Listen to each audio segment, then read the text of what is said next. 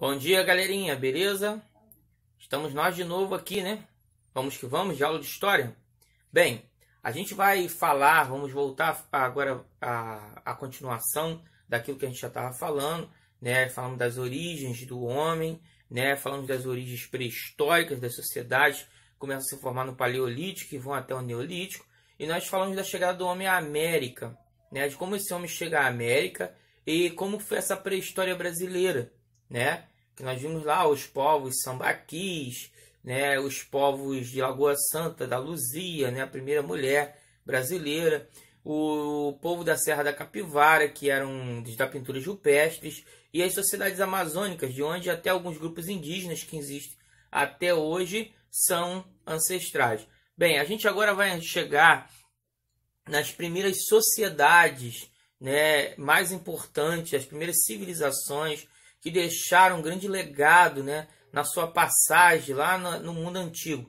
A gente está entrando agora num período histórico conhecido como História Antiga, Idade Antiga ou Antiguidade, né? E falando em Antiguidade, essa região aqui seria conhecida como Antiguidade Oriental, porque fica mais a Oriente, tem mais ligação cultural com o Oriente, né? Porque o Egito, por exemplo, você vê ele bem próximo do Mar do Ocidente, mas ele tem uma ligação até hoje muito forte com a parte oriental do planeta.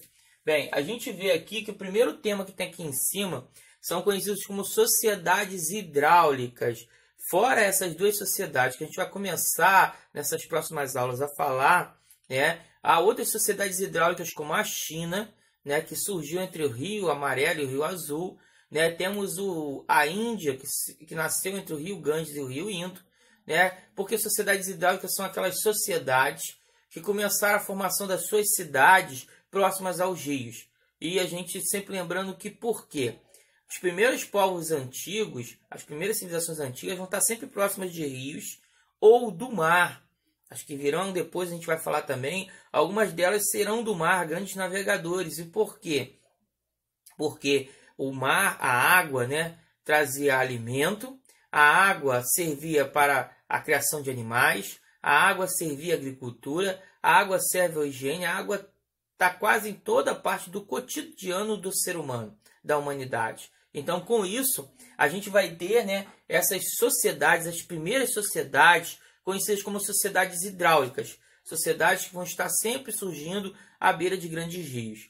E aí a gente tem um segundo sentido dessas duas sociedades que nós vamos estudar de início, que é conhecida como região do crescente fértil. E por quê? Se você pegar uma lua crescente, né, e colocá-la deitada, como se fosse, né, deitada assim, vou mostrar para vocês, ó, ela vendo um bico assim, você vai pegar do Egito e vai chegar na região conhecida como Mesopotâmia.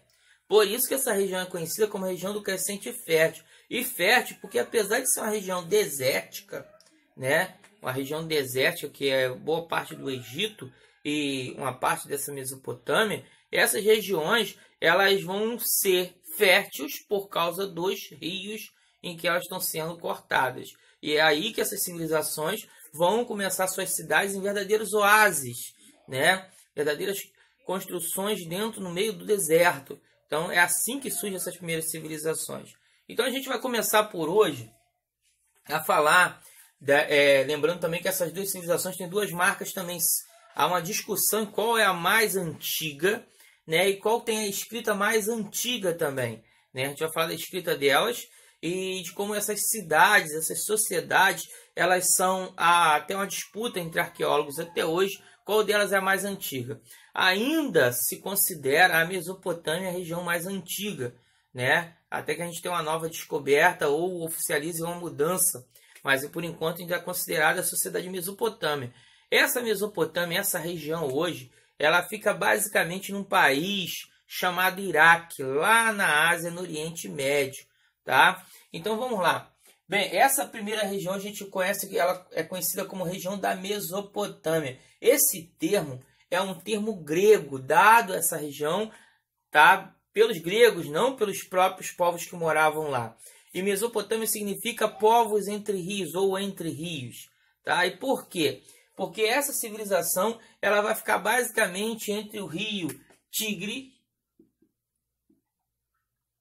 e o rio Eufrates, tá? O rio Tigre e o rio Eufrates. Essas civilizações vão estar próximas desses dois rios. Bem, a primeira civilização, a gente vai falar de uma por uma, que eu vou falar só de uma forma rápida para a gente só ter uma ideia primeiro. A gente tem a primeira civilização mais antiga desses grupos, porque a Mesopotâmia são vários povos que habitaram espalhados pela região ou tiveram dominação durante um tempo na região. Então a gente tem primeiro aqui os Sumérios, tá? Sumérios. Depois a gente tem os Acádios ou Acadianos, tá? Temos os Amoritas, também conhecidos como primeiros Babilônios ou primeiros Babilônicos, tá? Os Hititas, que durante muito tempo não eram considerados povos da Mesopotâmia. Hoje os historiadores de povos antigos consideram como uma civilização mesopotâmica, tá? Por que eles não eram considerados? A gente vai falar mais à frente, mas principalmente a distância dos outros povos, tá? Os assírios, tá? E os caldeus, também conhecidos como novos babilônios ou novos babilônios. Bem, essas civilizações são as civilizações, né, que vão viver nessa região, que vão ter dominação nessa região, vão viver nessa região, tá? É a elas que nós vamos entrar agora e começar a falar sobre essas sociedades. Beleza?